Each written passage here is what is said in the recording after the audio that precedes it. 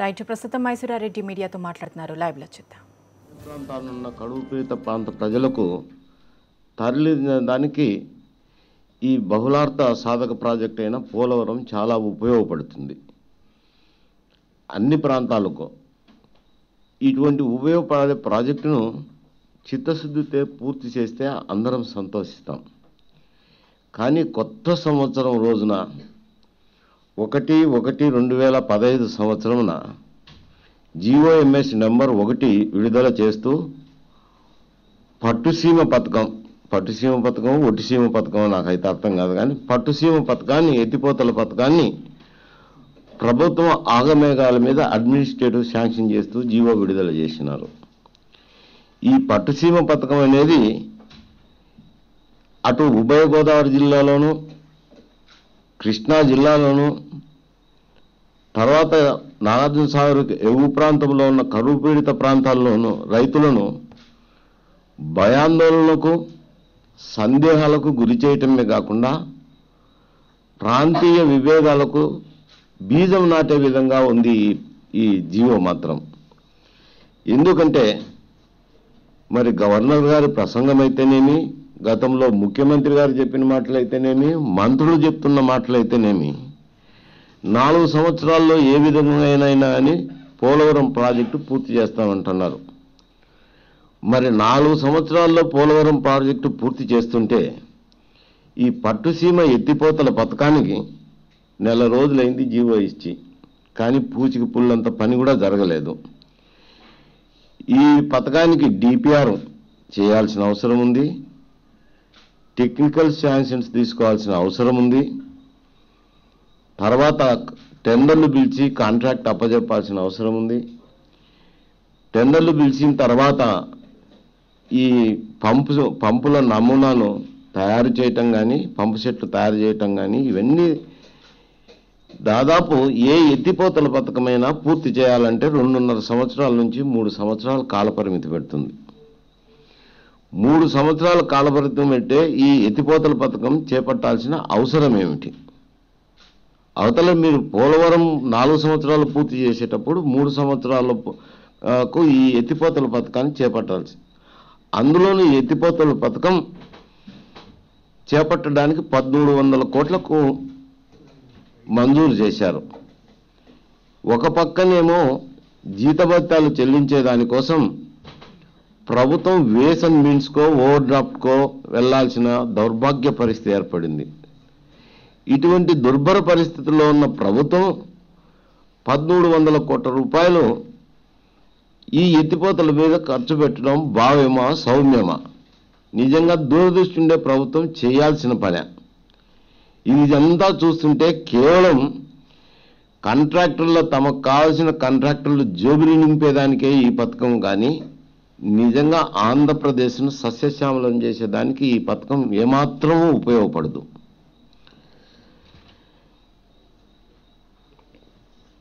ఇది పోలవరం ప్రాజెక్ట్ వస్తే ఇది ఒక నిరర్థక ఆస్తి అవుతుంది. ఈ ప్రాజెక్టులో ఉన్న అంశాలన్నీ కూడా పోలవరం ప్రాజెక్టు వల్ల పూర్తిగా ఉపయోగపడతాయి. కానీ 1 సంవత్సర కాలానికి మరి ఇంత ప్రాజెక్టు, ఇంత డబ్బు అవసరమా అని నేను ప్రశ్నిస్తున్నాను. జవాబు చెప్పాల్సింది ప్రభుత్వం. ఇది ప్రజాధనం అంటే ఊరికి రాదు, ప్రజల నుంచి వచ్చే సొత్తును ఇంత నిరర్థక ఆస్తికి 1 సంవత్సరం లోపల నిరర్థకం అవుతున్న ఆస్తి నేను చెప్తుండేది కాదు. ప్రభుత్వమే తన జీవోలో పేర్కొన్నది. పోలవరం ప్రాజెక్టు వచ్చిన తర్వాత ఈ పంపులు తాత్కాలికమే, ఈ స్కీము తాత్కాలికమే, ఆ తర్వాత ఈ స్కీమ్తో అవసరం లేదు, వేరే చోట వాడుకుంటామని చెప్పి. అంటే అంత సంవత్సరానికి ఇంత డబ్బు ఖర్చు పెట్టాల్సిన అవసరం ఉందా అని ప్రభుత్వాన్ని నేను ప్రశ్నిస్తున్నాను. తర్వాత ఇది గోదావరి ట్రిబ్యునల్కు లోబడి ఉందని జీవోలో పేర్కొన్నారు. మరి ప్రభుత్వానికి తెలియాలి ఏ విధంగా లోబడి ఉందో. ఇది అవార్డుకు లోబడిందా, అవార్డును అతిక్రమించుతుందా అనేది జవాబు చెప్పాల్సింది కూడా ప్రభుత్వమే. ఎందుకు అని అంటే, ఒక్కతూరి పోలవరం రిజర్వాయర్ పూర్తయిన తర్వాత గోదావరి ఆయకట్టు స్థిరీకరణే కాకుండా అప్లాండ్ ఏరియాలో సేద్యపు నీటి సౌకర్యం కల్పించడమే కాకుండా 80 టీఎంసీల 75% గోదావరి డిపెండబుల్ గోదావరి జలాలను కృష్ణా డెల్టా ఆయకట్టుకు సప్లిమెంట్ చేస్తుంది.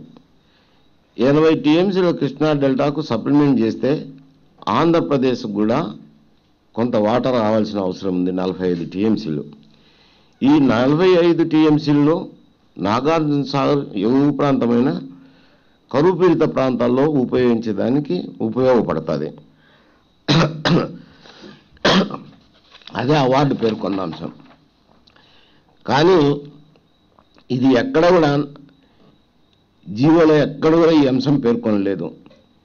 ఈ జీవోలో కృష్ణ డెల్టాకు 80 టీఎంసీల నీటిని సప్లిమెంట్ చేస్తామని ఈ జీవోలో ఏమాత్రం కూడా పేర్కొనలేదంటే ఇది అవార్డుకు లోబడి ఎలా ఉంది అని నేను ప్రశ్నిస్తున్నా.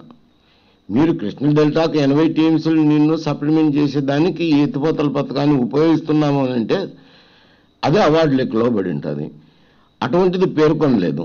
పేర్కొనకుండా ఏమన్నారు, ఈ జీవోలోనే ఇది తాగునీటి అవసరాలకు పరిశ్రమల అవసరాలు తీర్చడానికి ఈ ఎత్తిపోతల పథకం ఉపయోగపడుతుంది అని చెప్పారు.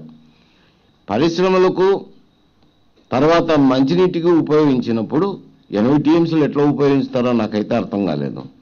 ఏదో 5 టీఎంసీలు ఉంటుంది, 10 టీఎంసీలు ఉంటుంది. ఇంతవరకు హైదరాబాద్ పట్టణానికి కృష్ణా నుంచి ఇస్తున్నది 5 టీఎంసీలు నీటి అనుకుంటా. 80 టీఎంసీల నీటిని తాగునీటి అవసరాలకు పరిశ్రమ అవసరాలకు తరలిస్తానడం ఆశాస్పదంగా ఉంది.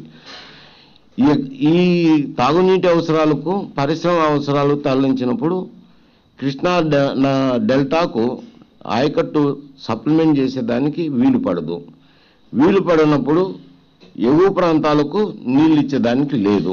నాగార్జున సాగర్ పైనున్న ఏవైతే కరువు పీడిత ప్రాంతాలు ఉన్నాయో రాయలసీమ ప్రాంతాలు కానీ ప్రకాశం జిల్లా కానీ ఎక్కడ కూడా ఇది నీరు ఇచ్చేదానికి అవకాశం ఉండదు. అంటే కేవలం ఇది కరువు పీడిత ప్రాంతాల నోట్లో మట్టి కొట్టేదానికోసమే ప్రభుత్వం ఒక కుట్రపూరితంగా విడుదల చేసింది ఈ జీవోను అనేది నిస్సందేహంగా చెప్పవచ్చు. ఈ పథకం ఎందుకంటే గోదావరి నదిలో వరదలు కానీ కృష్ణా నదిలో వరదలు గత 30 సంవత్సరాలుగా పరిశీలించి చూసినప్పుడు అన్ని ఒక 3 సంవత్సరాల తప్ప మిగతా సంవత్సరాల్లో ఒకే సమయంలో వరదలు వస్తున్నాయి. గోదావరిలోను కృష్ణా నదిలోనూ వరదలు ఒకే సమయంలో వస్తున్నాయి. ఒకే సమయంలో వరదలు వచ్చినప్పుడు మరి గోదావరి జలాలను తరలించి కృష్ణా నదిలో ఎక్కడ మీరు నిల్వ చేసుకుంటారు? ఆలోచన లేకుండా ఆలోచన రహితంగా మీరు ఇటువంటి పథకాలు చేపడితే నిరర్థక ఆస్తులు గాక ప్రజాధనం దుర్వినియోగం గాక కేవలం కాంట్రాక్టర్లకు ఉపయోగపడే పథకాలే తయారవుతాయి. ఎందుకంటే అక్కడ వరదలు ఉంటాయి, ఇక్కడ వరదలు ఉంటాయి. గోదావరి వరద నీటిని ఇక్కడికి తరలించిన తర్వాత ఎక్కడ నువ్వు నిల్వ చేసుకోవాలనో తెలియకుండా తరలించే అవకాశమే లేదు. కాబట్టి ఈ పంపులు తయారు చేసుకునేదానికి పంపులు ఇన్స్టాల్ చేసేదానికి ఆ పంపులు తయారు చేసిన కాంట్రాక్టర్లకు కంపెనీలకు ఇది ఉపయోగించేదానికే సరిపోతుంది. కానీ నిజంగా ఇది ఈ ప్రాంతాలను సస్యశ్యామల చేర్చడానికి ఏమాత్రము ఉపయోగపడదు. ఇంకొక డేంజర్ కూడా ఉంది. ఈ పథకం అమలు చేస్తే పొరుగు రాష్ట్రాలన్నీ కూడా ఎందుకు మీకు ఎత్తిపోతల పథకాలు ఉన్నాయి కదా, పోలవరం ప్రాజెక్ట్ ఎందుకు, మునక ఎందుకు అని వివాదాస్పదం చేసే అవకాశం ఉంది పోలవరం ప్రాజెక్టును. అంటే పోలవరం ప్రాజెక్టును ఏదో ఒక విధంగా ఒక కుట్రపూరితంగా పథకం ప్రకారం వివాదాల్లోకి నెట్టి పోలవరం ప్రాజెక్టే లేకుండా చేయాలని పంచపాండవులు మంచంకోళ్ళలాగా అని పోలవరం ప్రాజెక్టు చేయాలనే ఈ ఎత్తిపోతల పథకాన్ని ముందుకు తీసిందనేది ప్రజలందరి అనుమానాలు. లేకపోతే నిజంగా మీకు చిత్తశుద్ధి అనేది ఉంటే గనక నేషనల్ ప్రాజెక్ట్ అయ్యింది. నేషనల్ ప్రాజెక్టుగా ఆంధ్రప్రదేశ్ రీఆర్గనైజేషన్ 2014 బిల్లులో కూడా పాస్ కావటం జరిగింది, యాక్ట్ అయింది. కేంద్ర ప్రభుత్వం కూడా సహాయ సహకారాలు అందిస్తామంటున్నారు. అటువంటి ప్రాజెక్టుకు మీకు నిజంగా చిత్తశుద్ధి ఉంటే ఈ 1300 కోట్ల రూపాయలు రాష్ట్ర ప్రభుత్వం ఏదైతే కనుక వాటాగా చెల్లించాలన్నా వాటా చెల్లించి కేంద్ర ప్రభుత్వం మీద ఒత్తిడి చేసి సత్వరమే కేంద్ర ప్రభుత్వం పోలవరం పనులు చేపట్టే విధంగా కృషి చేయాలి కానీ కేవలం అడ్డదిడ్డంగా ఇటువంటి ఎత్తిపోతల పథకాలు ఇటువంటివన్నీ చేసి పోలవరం ప్రాజెక్టుకు ఆటంకపరిచే విధంగా ఉండడం అనేది దురదృష్టకరము. ఈ ప్రభుత్వ అనాలోచితంకు కేవలం జోబులు నింపుకునేదానికి ఆలోచన చేసే కార్యక్రమంలో భాగంగానే అనుకోవాల్సింది వస్తుంది. ఇది ఒక కుట్ర ప్రకారం చేస్తున్న పని అనేది మా ఆరోపణ కూడా. తర్వాత ఏమైనా పెద్ద చిత్తశుద్ధితో పనిచేస్తున్న ప్రభుత్వము నీటిపారుదల ప్రాజెక్టుల మీద ఒక మంచి ట్రాక్ రికార్డు ఉన్న ప్రభుత్వం ఏం కాదు. ఈ ప్రాంతానికి సంబంధించి నేను అన్ని ప్రాజెక్టుల జోలికి పోవడం లేదు, పోతే అవి కూడా ఉండే జవాబు చెప్పగలను. ఈ ఒక్క ప్రాంతంలోనే ఇంతకు మునుపు కూడా పోలవరం ప్రాజెక్టు లేట్ అవుతుందని చెప్పి 2003-2004 సంవత్సరంలో తాడిపూడి పుష్కరం అనే 2 ఎత్తిపోతల పథకాలను మంజూరు చేయటం జరిగింది, శంకుస్థాపన కూడా చేయటం జరిగింది. కానీ పుష్కరం మీద ఖర్చు పెట్టింది తెలుగుదేశం పార్టీ అధికారంలో ఉన్నప్పుడు అప్పటి ప్రభుత్వం కేవలం 7 కోట్ల రూపాయలు ఖర్చు పెట్టినారు. అప్పటి ప్రభుత్వం ఖర్చు పెట్టింది. తర్వాత 2004 నుంచి 2008 వరకు పుష్కరం మీద 3,300 కోట్లు ఖర్చు పెట్టడం జరిగింది. 2008 నుంచి 2011 వరకు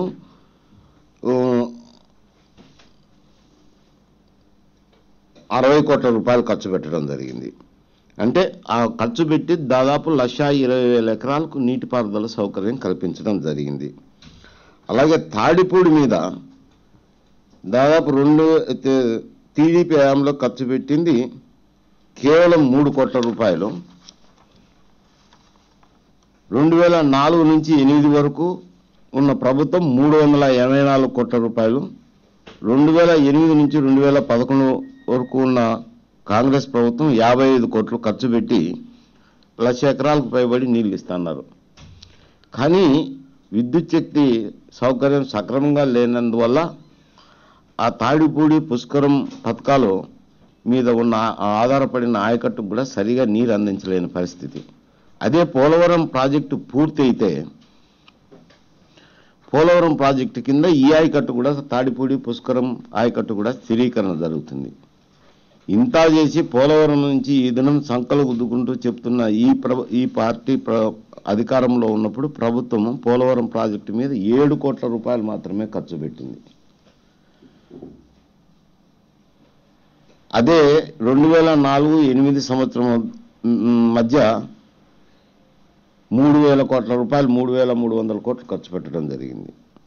అటు తర్వాత వచ్చిన ప్రభుత్వం 900 కోట్లు ఖర్చు పెట్టడం జరిగింది 2008 నుంచి 11 వరకు. ఈ ప్రభుత్వం పోలవరం ప్రాజెక్టు మీద 9 సంవత్సరాల అధికారంలో ఉంటే 7 కోట్ల రూపాయలు, అది వీరి ఘన చరిత్ర. ఇటువంటి ఘన చరిత్ర గల ప్రభుత్వం ఈ దినం వేస్ అండ్ మీన్స్గా జీతభత్యాలు చెల్లించేదానికి ఓవర్ డ్రాఫ్ట్గా అంగలారుస్తూ కేంద్ర ప్రభుత్వం దగ్గరికి ఖజానా నిండుకుపోయింది, డబ్బులు లేవనే ప్రభుత్వం ఇటువంటి నిరర్థక ఆస్తుల మీద 1,300 కోట్లు ప్రజాధనాన్ని వెచ్చించడం అంటే నిజంగా పోలవరం పట్ల చిత్తశుద్ధి లేదు. కేవలం కాంట్రాక్టుల్లో జోబులు నింపుకొని తమ జోబులు నింపుకునేదానికే ఈ ప్రభుత్వం కృషి చేస్తున్నదనే దానికి ఇది ప్రత్యక్ష నిదర్శనం అని నేను పేర్కొనక తప్పదు. ఇది ఇట్లా చేస్తూ పోతే ఈ రాష్ట్రం సస్యశ్యామం ఎట్లయితుందో తెలియదు, కానీ నిరర్థక ఆస్తులు మాత్రం మిగులుతాయనేది చెప్పక తప్పదు. ఏమన్నా అంటే మీ పోలవరం పూర్తి చేయండి. మేమనేది ఈ నిరర్థక ఆస్తికి సంబంధించిన ఈ జీవో ఎందుకు, పొట్టిసీమ ఎత్తిపోతల పథకం ఎందుకు అడ్మినిస్ట్రేటివ్ శాంక్షన్ ఇచ్చారు? మీరు 4 సంవత్సరాల్లో పూర్తి చేస్తామంటున్నారు. ఈ ఎత్తిపోతల పథకం పూర్తి చేసేదానికి 3 సంవత్సరాలు పడుతుంది. అంటే ఒక్క సంవత్సరానికి 1,300 కోట్లు మీరు ఖర్చు పెట్టడం భావ్యం కాదు. అదే మ్యాచింగ్ గ్రాంట్గా వాడుకోండి, పోలవరం పూర్తి చేయండి, కేంద్ర ప్రభుత్వం ఒత్తిడి చేయండి, పోలవరాన్ని పూర్తి చేయాలని డిమాండ్ చేస్తున్నాం.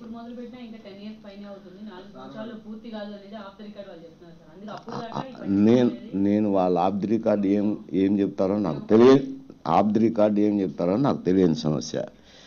ఈ దినం అథెంటికేటెడ్గా గవర్నర్ గారు గణతంత్ర వేడుకల సందర్భంగా 2018కి పోలవరం ప్రాజెక్టు పూర్తి చేస్తా ఉన్నాం. 2018కి పోలవరం ప్రాజెక్టు పూర్తి చేసేటప్పుడు ఈ నిరర్థకమైన ఆస్తిని ఒక్క సంవత్సరానికి ఎందుకు ఇంత డబ్బు ఖర్చు పెట్టాలా? అదే ఆ 1300 కోట్ల రూపాయలు మ్యాచింగ్ గ్రాంట్ పెట్టి కేంద్ర ప్రభుత్వాన్ని ఒత్తిడి చేసి మీరు కృషి చేసి దీన్ని 18 లోపల పూర్తి చేయండి. అటు